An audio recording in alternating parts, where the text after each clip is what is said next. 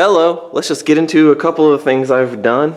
We have a support tube here for the steering column. It may not be 100% necessary, but there's a lot of leverage from there to the end of the steering wheel.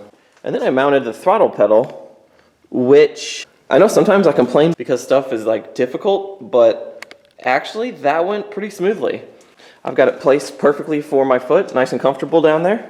And then I started the engine cage.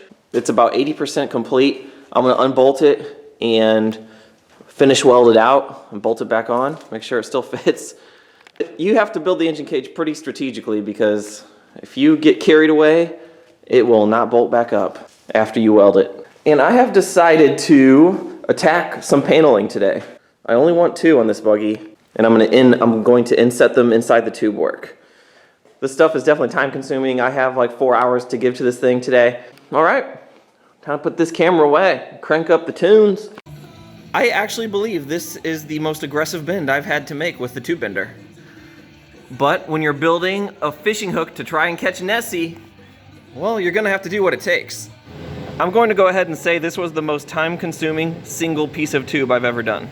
In terms of fitment, that cope is really weird. Both sides are about even. But I had a very specific vision in mind, and I think I pulled it off. Engine cage is complete. I'm happy with it. That is a time-consuming piece of art right there. This is that piece I was talking about. There it is, all bolted up. So the gist of this engine cage is I wanted to sink the bulk of it around the air intake for better vision, as opposed to having the whole thing be raised up like above the shock hoops. However, I still needed some cross brace structure right there. And at the same time, it'll give the intake some protection. So that's what that piece is for right there. But I did not want it to be just short little vertical hump. I decided to give it some flair, give it a little kick backwards. I thought it looked kind of cool from the sides. So there it is. It's funny when you get an engine cage done because then you realize it looked so naked without it. Now I'm like, oh, this thing looked lame without the engine cage. But it's got a more complete look to it now. If you are building a buggy, dudes, do not overlook that engine cage because it is a project and a half. It's one of the bigger tasks you'll tackle for sure. It seems like kind of small and petite, but the reality is it's actually composed of 11 different pieces of tube, 4 pairs of flanges, 2 end caps. So even though some of the pieces seem short, well, you still have to measure and cope it all. All of the notches still have to be nice and tight for a good looking weld, just like a big piece normally would have to be. And I'll show you the next thing I'm doing here. I'm moving on to doing my panels. I needed to finish out my exhaust, well, at least enough to know where it's gonna be shooting out at. So there it is. And once again, this stupid little deal here it took me a while to figure out exactly where I wanna send it.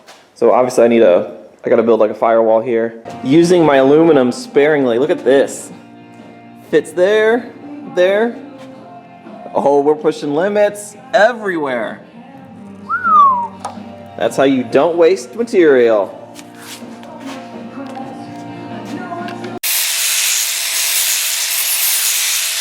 The Atlas support ring is mounted. It's just tacked right now. I gotta pull it back out and fully weld it. It's poly mounted on the left and right side. Honestly, that was a little bit of a weird project. So another one off the list. And now that I have this passenger seat out, you can kind of see how I made this center console deal removable. What do you guys think of the panels? I added support tubes. I purposely waited until I had things like my motor, shocks, headers, all in there before I added these, which is why I didn't do it when the chassis was just bare. But I got this support tube that goes from here to the motor mount, and then I added that guy to here, 2 on the driver's side. There's not much to show because, it's dark down there. I added a couple more belly support tubes down there to create a few triangles. Just some additional strength, Okay, we have the second transmission cooler mounted up.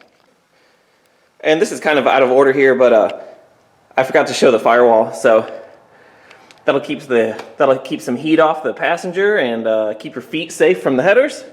It kind of goes without saying, but obviously, besides cutting the panels out, is all the tab work on the backside, which also takes some time, as you know.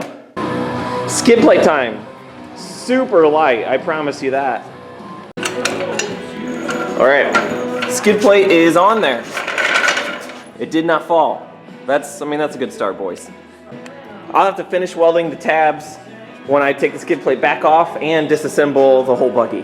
Trying to get access with the gun inside there and my vision in my hands and with the big frickin' welding helmet on, not fun. Yeah, the list is dwindling down, which is nice. In fact, I have a real list on my phone. I'll throw a screenshot of that on there. Everything that's marked with an asterisk at the end is something I have already completed.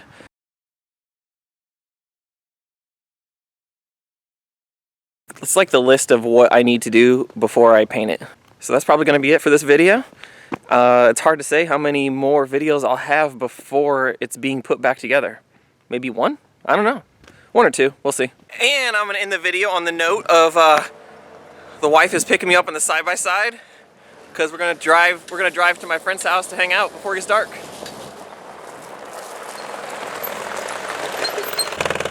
Hey you! He's ready to go.